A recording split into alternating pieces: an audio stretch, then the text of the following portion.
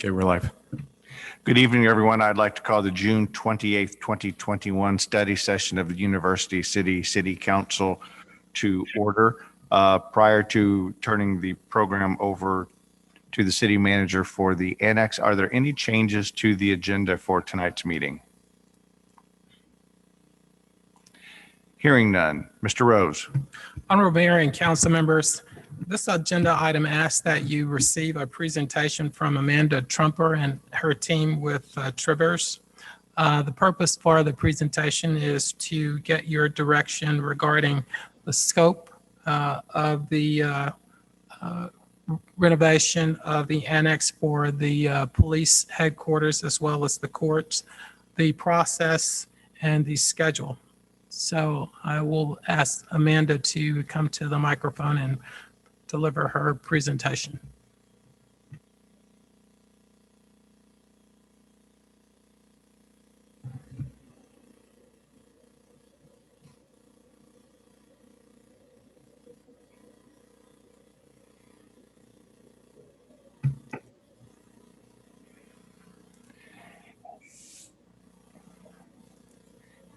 And Amanda, I turn the microphone on.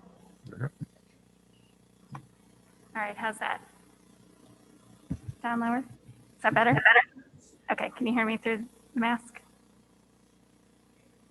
Okay. Yes. So I'm actually Amy Gilbertson. I'm a principal with Trivers, and Amanda is here. She's our project manager, as well as Bob Schwartz, who is with HOK, and he's our justice expert on the team.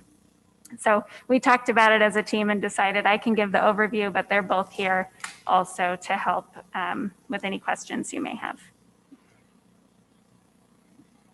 Okay, so just looking back at kind of how we got here briefly, this is the program overview that has been presented in previous council sessions. This is really the result of our space needs study, where we determined what program should be housed within the annex, as well as City Hall, as well as the Trinity Building. For this project, we're just talking about the annex, the connector, and the Trinity Building, which I'll show you in just a minute. But just as a reminder, or for anybody who wasn't with us all along the way, the last couple of years, we did a space needs study of all the departments, as well as several buildings. We also engaged the public through a survey about what they were looking for in terms of how to better engage with city government. And we also did a pretty extensive staff survey about what does the U-City team need in order to better be able to serve the community. So all of that led us to this final program that was approved for what fit best in the annex and the Trinity Building, and how can we really make these projects great. So this next slide, I apologize, I can't see it too well here, but this was the our final cost estimate at the end of the space needs study. So this outlined the cost for the Trinity Building, the annex building, as well as the site planning. So as you know, there's a lot of trailers out on the parking lot. Those will have to be removed, and we have site improvements planned as part of this project, both to improve community access and accessibility to the site and the buildings, but also to take care of what's left over once the trailers have gone. So this is the construction cost that our cost estimator put together. It does include some escalation, assuming a construction start date next summer. It does not include design fees, and it does include inflation. Yes? Yes. So again, we've presented these numbers before, but we just want you to know this is what we're using going forward as well. These are still the numbers. And really, when we do those cost estimates early on in the project, that evolves into a project budget. So that's what our team is really working toward. So we also want to be really clear about what the project area is for this first project that we're taking on. So on the left, you can see the existing conditions. It's an aerial photograph. And on the right is the proposed site plan that was created as part of the space needs analysis. So as you can see with the blue outline there, it does include the full site, but we do stop at the south end of the connector building. So City Hall improvements are not included in this project. We're really focusing on creating that new entry at the connector building. It will be accessible. It'll give the community the one-stop shop that they asked for when we did that public outreach. Really gives people much clearer wayfinding and accessibility to both of the buildings. And then the annex building will house the police functions, and the Trinity building will house courts functions. And then as you can see, we'll develop the rest of the site to provide public and staff parking, as well as some green space, and really start to think about the paths and the ways into the facilities. So this, I know the council received in an earlier package. There's a lot of words on the screen, but really what we want you to take away from this is that the same things that were important and outlined in our programming with the departments, as well as in our previous presentations to the council, are still part of this project. So again, we're touching on accessibility. Trivers is a historic architect, so we'll be sure to take really good care of these historic buildings, really enhance their historic features, use what's great about them, which also really just helps enhance and create a great project. Trying to think of other things that might be important on here to touch on. We are considering removing the neighborhood street access to the parking lot. So circulation to and from the site should be much more apparent. But again, this was a conceptual design created during the space needs study. So all of these details will develop as we get into the project. And we'll bring them before you as time goes on and as the design develops. So these are a few still renderings from the video that we showed at the last session that we were a part of. Really just envisioning what it could be, but as I said, the design will develop as we get into the project. But this is the new entry at the connector building, so it sits between City Hall and the annex building. I do want to mention our team. So Trivers is the lead architect as well as the historic architect. We are still partnered with HOK as we have been through this whole process. HOK brings us excellent nationally, internationally, I think, recognized justice experience. They're really a great partner. And we have a fully developed team of consultants as well, including landscape, civil, cost estimator, accessibility consultant, really, and mechanical, electrical, plumbing, engineering, everything we need to deliver a full project. Also, as we go through the design process, we're excited that Mr. Rose has put together a design review team that we'll be able to meet with as the project progresses. So we'll be meeting on a bi-weekly basis with those members. And if you like, I can let you know who they are. So Brooke Smith, who's the new assistant city manager, will be on the team, as well as Chief Larry Hampton. Also, 3 police officers who were part of our programming and planning efforts early on. So that's Fred Lemons, Dana Morley, and Sean Whitley. We will also have Sinan Alpaslan, Director of Public Works, Errol Tate, also with Public Works, Clifford Cross, our Planning Director, and Michael Carlin, the IT Manager. So it's really great for us to be able to start the project off with this team of partners already in hand. So people that we know we're going to be meeting with regularly. The way we like to run our design projects is that we outline kind of topic specific design components for each meeting.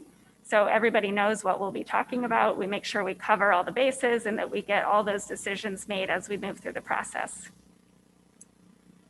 So, and then last, I'll just touch on schedule. We will be ready to start, assuming you all give us the approval to move forward, as early as August of this year. Our design process will take us into summer of next year, and we should be able to start construction late summer, early fall 2022. We assume that this project should take between 16 to 18 months for construction. So that would put you in the facilities end of 2023.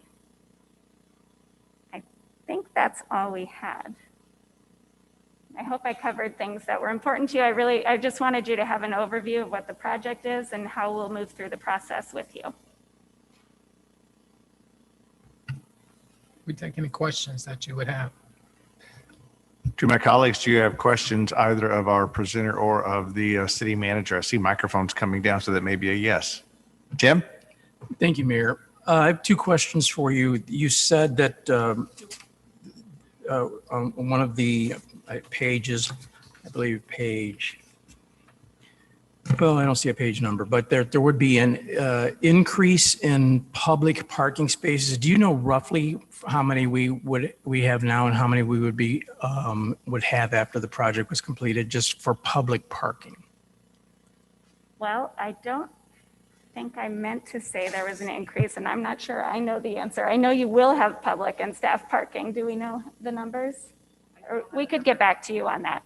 We can let you know tomorrow. Thank you. And then my other question is, just for clarification purposes, you talked about the neighborhood access to the parking lot. You're not talking about anything on Harvard, are you? You're talking about the access on the back of the police parking lot? Right. So if I can walk over here.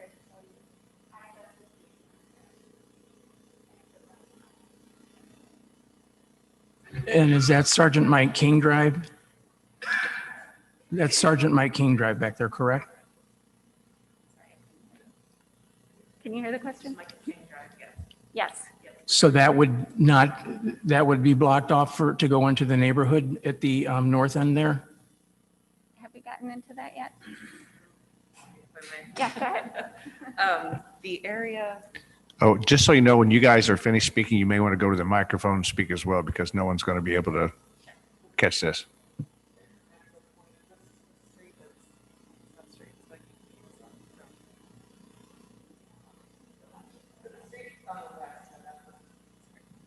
so the street on the west that accesses in to the west side of City Hall, the west side of Trinity, we're proposing to vacate that access point and have all access to the campus be from the east. I see. Thank you. Okay. And I suppose also just looking at these diagrams, so you will have parking where you used to have trailers. So we should have an increase. Correct. But how I much just- of that will be for public parking and how much of that would be for police use? Do we know? Not at this point, but that's definitely something we can get to in the design process and report back to you. Thank you very much. Other questions? Mine would be just off the top of my head. I noticed it says that City Hall, any improvements to City Hall would be in a later phase. Is there I'm assuming someplace someone is keeping a list of those things that we need to have addressed at City Hall, that if we choose to go forward, if with financing, that would be a part of a package. Honorable Mayor and council members, that's correct. We're looking at it from two perspectives. One is financing simply the police headquarters and court and a pay-as-you-go for City Hall. And then secondly, the option of financing all of it. Thank you. I could add to, at the end of our space needs study, we identified various projects at different facilities and each had a cost to them at a conceptual level. So that's kind of a list of projects for consideration for the future. And then even though we're going through, I assume what most people seem to believe is a temporary spike in construction costs, these are the numbers that we'll just maintain for the time being until we're much closer to the time. I mean, it doesn't do any good to change or to adjust at the present time. Am I correct? Right. I mean, really, we look at this as our project team is starting. We're looking at this as our budget. And, you know, it's our job to work with you to make sure we're delivering a project within budget. If things beyond our control, you know, happen, we'll come to you with that. But at this point, I think we can still definitely work with this and deliver a project. Honorable Mayor and council members, I was just going to indicate that we have tentatively scheduled your consideration of the contract with Trivers for July the 12th. So that July meeting is when we would bring that back to you for consideration. I think unless there's more. Oh, Mr. Hales. Thank you. On the page with the scope of work, it says the last bullet point or second to last bullet point under site improvements says provide a new generator for the police facility. My recollection is that a generator had to be gotten for the trailers, and I'm assuming you've established that that is not going to be sufficient for the new building. Yes. Okay, thank you. Amanda also just reminded me that we do have a cost estimator on our team with the proposal you'll be reviewing. So at every milestone, we're checking in on that budget too as we go. Thank you. Mr. McMahon. Thank you, Mayor. I just want to make sure I was clear. You mentioned talking about the site plan and the trailers would be removed. Was that removing them to do the work? Or is that we're getting the police into their new facility and then the trailers are going? Because Right. otherwise we've got to start planning Right. on where we're housing folks. No, I mean, really, there wouldn't be any point that we saw to move them twice. So the idea that would be that those stay in place for the duration of construction, and then we move them over when the new facilities are ready. Good. The last question I have, which may be, and Mr. Rose, I simply do not remember the answer to. I know we did a long-term rental of the trailers, and we've had them so long, and we've paid quite a bit for them. Are they ours, or do we send them back? They're not ours. I believe that we still send them back. We're just paying a very minimal cost to rent them at this point. Mr. Hales. Thank you, Mayor. Just one more follow-up question regarding the timeline is, and I can't speak for the city manager's comments on this, but is there any possibility of that being sped up, or is it really just a function of the time you need for the design process? It's possible if there was an earlier milestone date desired and we know ahead of time, you know, if it's a month or something like that, we could work with you on that. Right now, it's just set up as kind of like an ideal process for us, or what we typically see. If we know there's a desire to get it done faster, we could certainly talk about that as a team, and you know, it does everyone good if we can get done faster. But as far as the construction schedule, that is really just a very high level estimate at this point, and that's something our estimator will also help us with at each milestone. They'll be looking at construction and duration, and that's something that we'll fine tune as we go as well. Thank you. Yeah, I was just curious about that and not understanding kind of how this process worked. I know we all would like to get this Right. done and get it done, you know, tomorrow. But I appreciate the clarification. I think the most important thing as we move forward is being as thorough and getting this right. So thank you. Sure. If nothing else, thank you very much for joining us this evening. Okay, thank you so much. I'll turn this off. Thank you, Amy. Honorable Mayor and council members, the next item is a presentation by our Planning and Development Director, Clifford Cross. He wants Gregory, should we, just as a real quick, I see that Councilmember Klein is on the screen, and I apologize. With the presentation, I could not see whether she had a question or not, and she may not, but I just wanted to make sure I gave her the opportunity. If there was a question, Councilmember Klein, and I could not see you, so I don't know if you have any questions or not. Thank you. Thank you. Thank you. Thank you. Mr. Cross?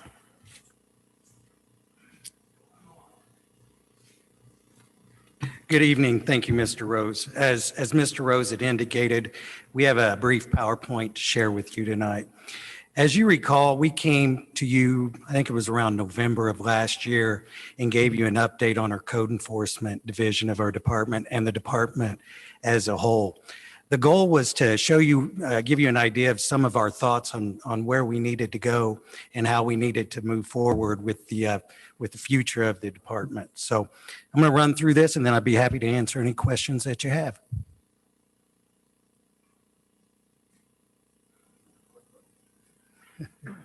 What's that? I can reach down and do it. It's okay. You got it? Okay, so we can go to the next slide. So when you look at this first slide, this is really just the general breakdown of the department. And I think Mr. Rose touched briefly on this last week in response to Council Member Clay's question. We're really basically three divisions. We have the planning division, which is myself and any zoning administrator, and we'll now house the new senior planner position, which you approved as part of the budget. So we thank you for that. I've got help on the way, and I'm excited about that. Then we also have the building division. These are the multidiscipline inspectors and the plan reviewer. So the multidiscipline inspectors go out and they do the permit generated inspections, which include plumbing, mechanical, electrical, and the straight building inspections. We're a little unique in that we have multidiscipline inspectors who do multiple scopes. A lot of communities will only have a building inspector, and then they will have an electrical inspector, a plumbing inspector, and so forth. But our inspectors, fortunately, are skilled in many of the trades and can do multiple inspections. Then we have the code enforcement division, and I think this is the most recognized division of the department by the community, because these are the ones that go out and complete the occupancy inspections and conduct the, issue the citations and violations for code enforcement issues. So what this is a side-by-side analysis of what we had in FY21 and now where we're going in FY22. As you see, we have the director position, which is myself, and then we have the administrative staff, which is the permits clerks and the administrative assistants. So currently we have 3 full-time administrative staff plus 1 part-time staff. We previously, prior to FY21 and prior to COVID, of course, we had 4 on staff, but we think we can get by at this point with the 3 full-time and the 1 part-time because of the new software coming in and some of the activities that it's going to pull away from contact with the public and they're going to be able to do over the public portal.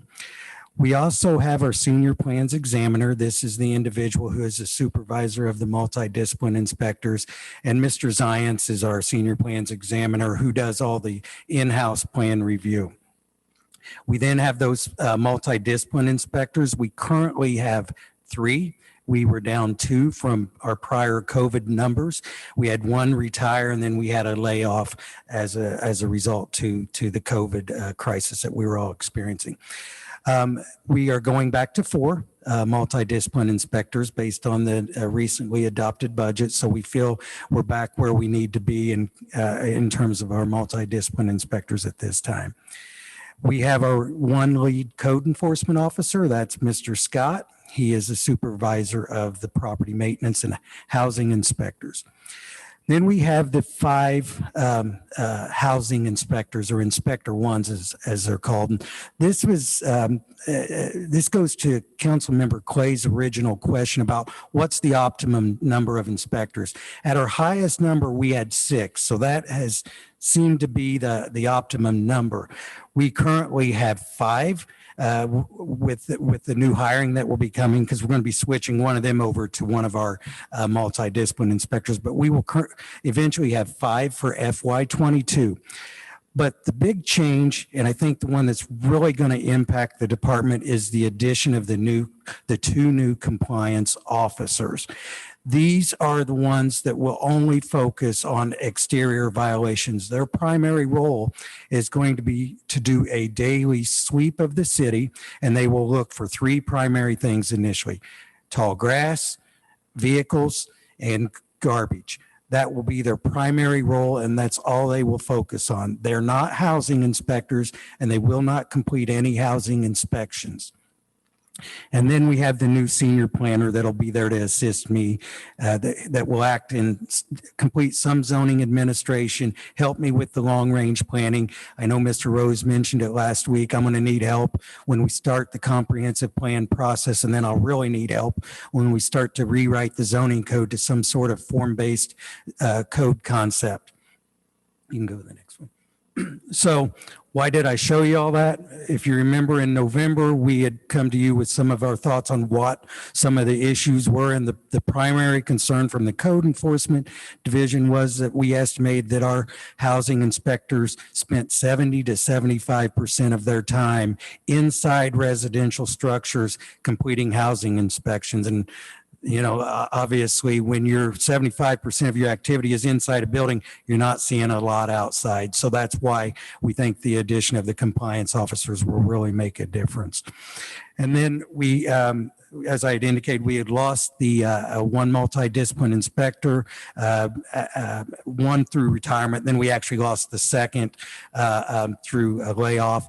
But we feel bringing one of those housing inspectors to that multidiscipline field now, who has worked very hard and got certified to do that, we think will cover that gap. And then, as you see, we had recommended the addition of the additional compliance officers for the upcoming fiscal year, which has been approved by mayor and council. So what did that achieve? You remember we had indicated that we felt like we were too reactive.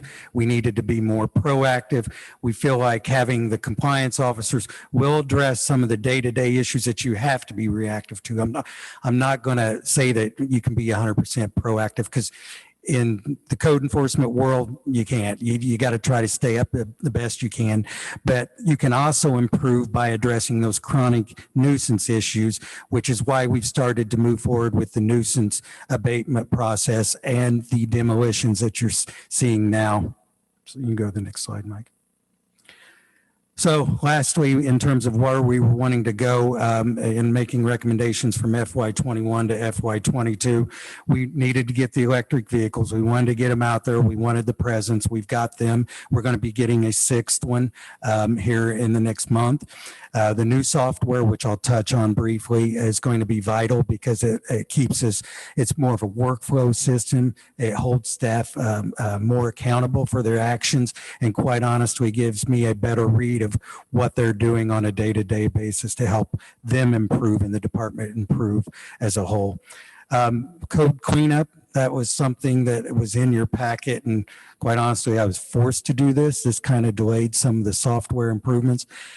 So in your packet, you got that large property maintenance library that I had to create. I actually had to write that. And that's a combination of what's in the 2012 property maintenance code, and then also what we've amended into chapter 240 of our code. So that is the most accurate update on the code library. And what that breaks it down to are the four primary things that we focus on in the department. And one are any type of building issues. One is property maintenance issues, which are your exterior violations and so forth, zoning, and animal control. The reason I had to clean it up is because since the MyGov system was in place, we had too many hands in the cookie jar, making too many edits that probably shouldn't have been made. So now we've cleaned it up. Now we only have one legal description of a grass violation as opposed to 10. So we feel we'll be more consistent. And then the last thing we did is we started the nuisance declaration process, which you're seeing with the demolitions and so forth. So with this nuisance property abatement process that we're doing, we're doing the demolitions. We feel we've improved on that, and we've reinstated it. I think you've heard Mr. Rose mention that we kind of got away from that for a few years. Now we're back to doing that. We have the funding in place in the new budget. I thank you for that as well.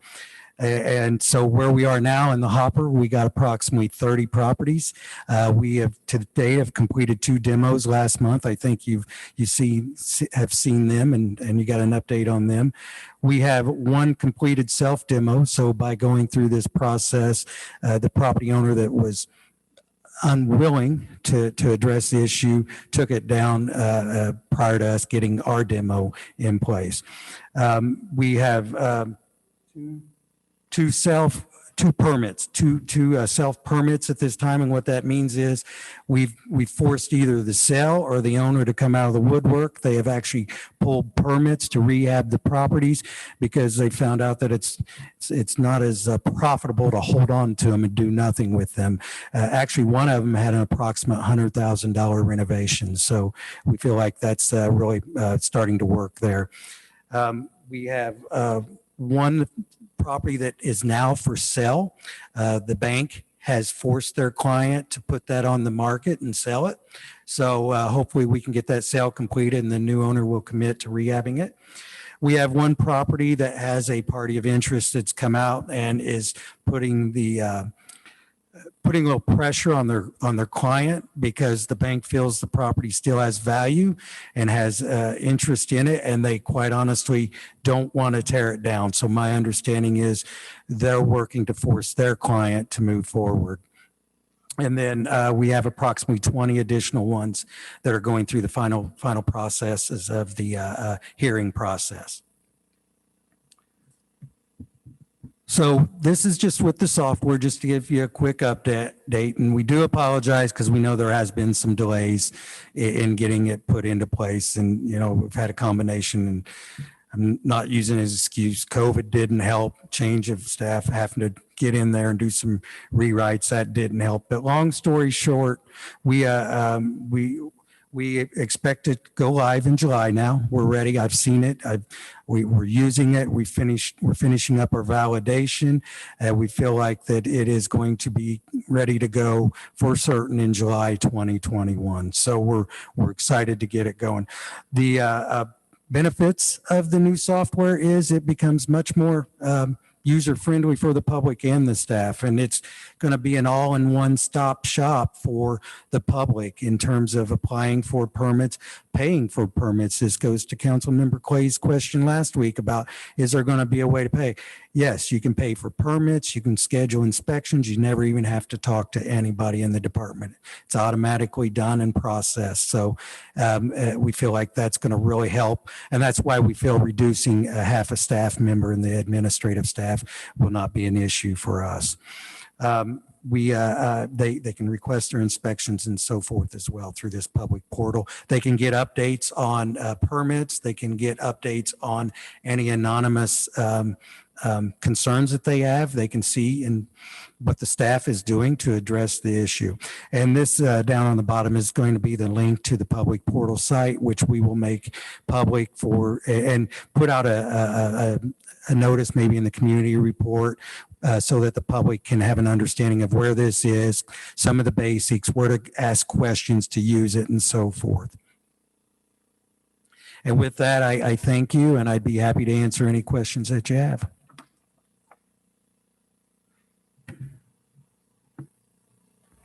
Mr. Hales. Thank you, Mayor Crum. So I have a bunch of notes. One question is related to the compliance officers and the changes that have taken place with dealing with nuisance properties. I guess what is the process for if you've got a home? How many times does there need to be an issue before there's abatement or something like that? Well, there's really never been a set number. And something that's a great question because it's something that I was going to talk about. And if you notice in this this code library that I gave you day ranges, and those are dependent upon, you know, the extent of the violation, continued violation. For example, if you're a first-time homeowner and you are sick and you can't mow your grass, we try to give you 5 days. If you're a landlord that we visit weekly, we're not going to give you 5 days. So hopefully with that, we can kind of work with staff and the city and get numbers on how we want to best proceed. But the answer to your question is it shouldn't be any more than 2 to 3 times within a yearly time frame, or really to the same property, without us moving forward with some sort of long-term chronic nuisance action to address the issue. I think what we are going to have to do, we're going to have to define how we want that process to be, because quite honestly, it has never been done so we're consistent. And also, I know I said this before, homeowners that's been committed to this community, and I don't shy away from saying this, should get the benefit of the doubt. Landlords that don't will give less benefit of a doubt too. So I think we want to determine how we want to deal with each of those circumstances as well. Great, thank you. Honorable Mayor, if I could just add on to what Mr. Cross is saying, I think that what we are looking for from our inspectors is to use good judgment. They really need to discern whether a individual knew or should have known if that they were in violation somehow. And so typically what I'm used to at least is giving one warning to individuals saying, you know, if you go out there, you didn't know that your grass had to be couldn't be more than so many inches high, we let you know that. And we give you an opportunity to come into compliance. Now, if we go back to your house again, same issue, grass, then you should have known, you knew or should have known what the requirements were. And so at that point, we're going to start going right to citation. So a warning first, you'll go through the process, but if we have to revisit your property, then we'll go right to citation. Won't be a warning in the future. Okay, thank you.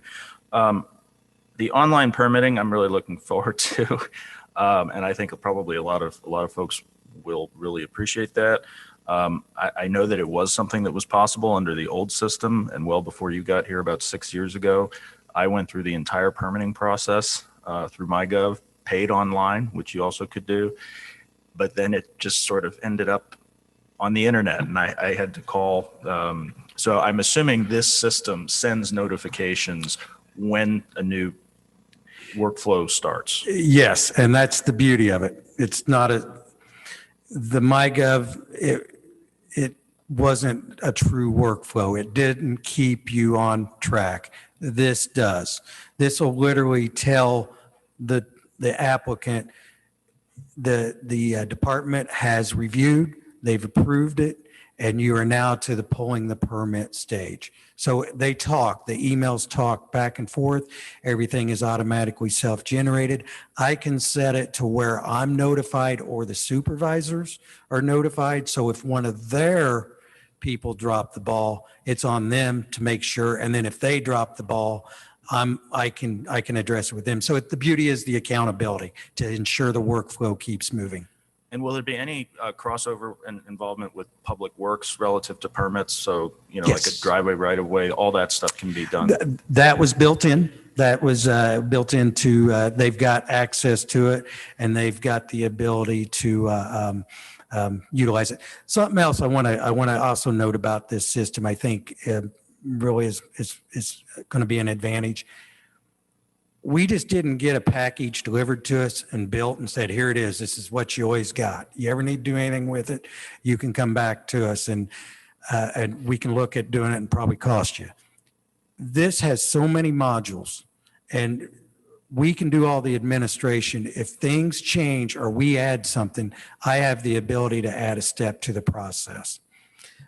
Where we did not have that, my understanding, and I confess, I'm not an expert on the MyGov. I don't know how it was built, but there's nothing in there that I see that tells me I could do anything remotely similar to what we can do in our SmartGov growing. Thank you.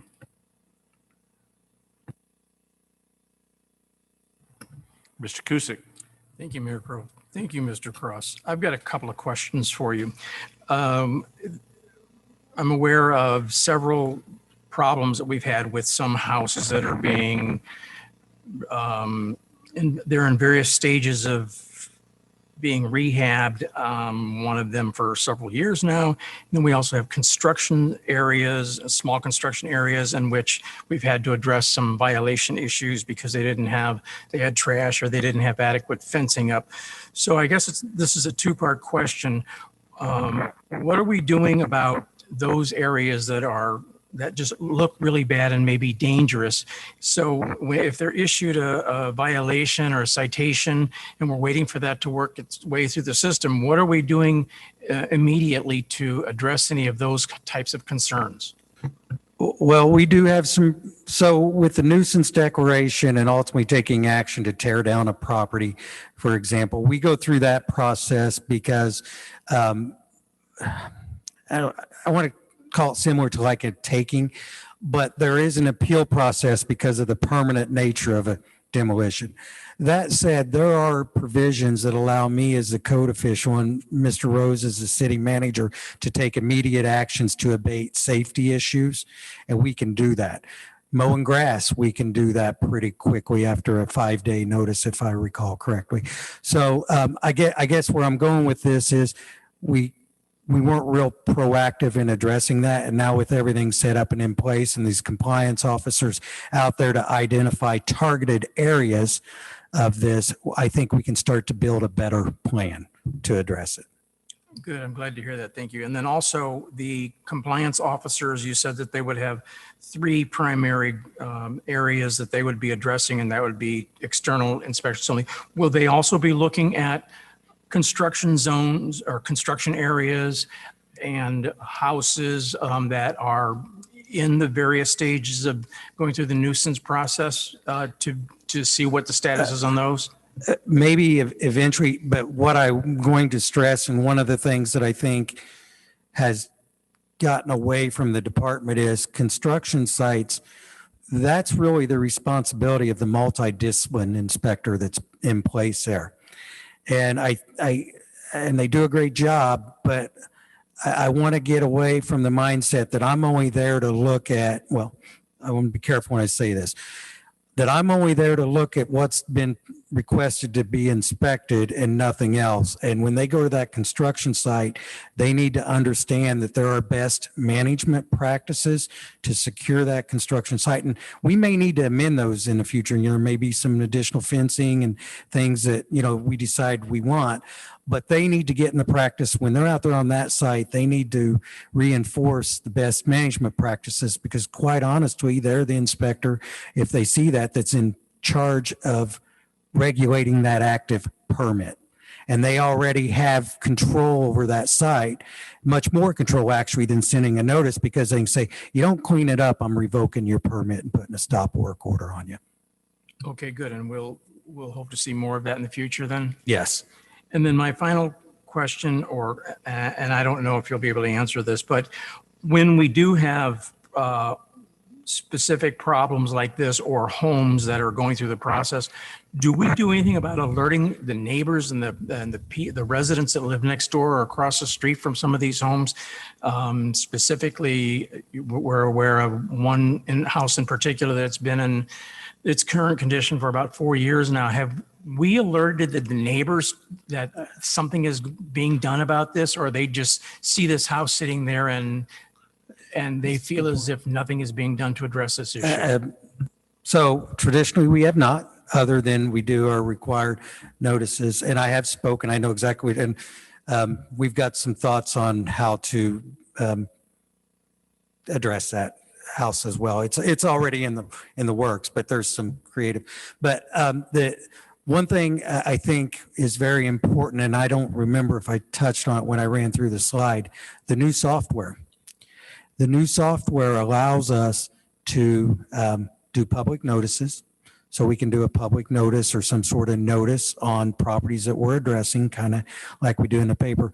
But the other thing is we can add a status into our system. That's why it's nice we can add things. And residents can go to that and see that the city is moving forward with some sort of process on that home and where we are and at what point. If we get a demolition order, for example, and it's gone past the 30-day appeal, that's public record. We can put that in there, demolition order issued. And then, quite honestly, it's a prioritization of which ones are worse and safety, and money and things like that. But we can add something, is what I'm saying. They better notify them. That would be good because, again, the property that I'm talking about, the people that live in that neighborhood, they're just really heartbroken over this. And it'd be nice if they had some up-to-date information on what the process is rather than just sitting there looking at this eyesore. Thank you. Okay, thank you. I do believe one of the things in following up with the exchange between Mr. Kusick and you this would be that it's always a delicate balance between saying that we can put it in the record and then letting people know that it's actually how they find it in the record. So we probably need to work on, once this is up and vibrant, if you will, it'd be nice to have that put out so that the citizens know that if there is a problem property, that they can go to ABC and do ABC, and then otherwise we're sort of in the know and the people who are impacted the most are not. Any other questions from, I apologize, Mr. Rose. Honorable Mayor and council members, I was just going to comment. Our intention is to get better use of the community report that goes out on a weekly basis. And so I'll put in a shameless plug that anyone that isn't signed up for it should contact Gabby Macaluso and please get signed up, because we intend to use that pretty heavily in the future. Mr. McMahon. Thank you, Mayor. Just with the new compliance officers coming in and the things that they'll be looking at, kind of balancing this with the neighbors who want actions taken, sometimes we'll see folks that respond back when they find out about this, and we'll hear the opposite side of that coin. This is onerous. Well, I can't believe the city is jumping on my 80-year-old mother to clean up her property, and she can't afford it. Do we give some guidance in the process to that type of situation? Maybe community resources that those folks can tap into so that they could get the work done that we're asking? Yes, we do. And one of the things that kind of like this spreadsheet here that I'm going to encourage with the compliance officers and the code officers and the department in general is, if you remember back in November, there was a spreadsheet that had a resource list, and we want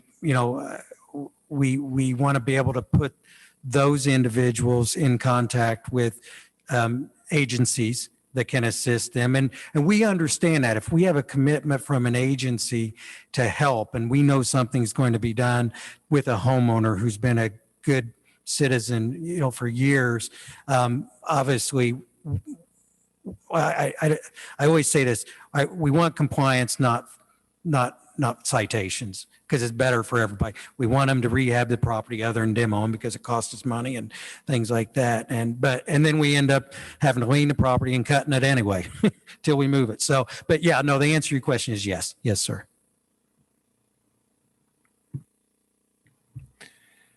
Hearing no other questions, thank you very much. We appreciate it. And we will, is there, Tim, you're raising your fingers, or? Ms. Klein, I don't believe Ms. Klein, I think she's fine at this time. So with that, the study session will be adjourned, and we will start the regular session promptly at 6:30. Thank you very much.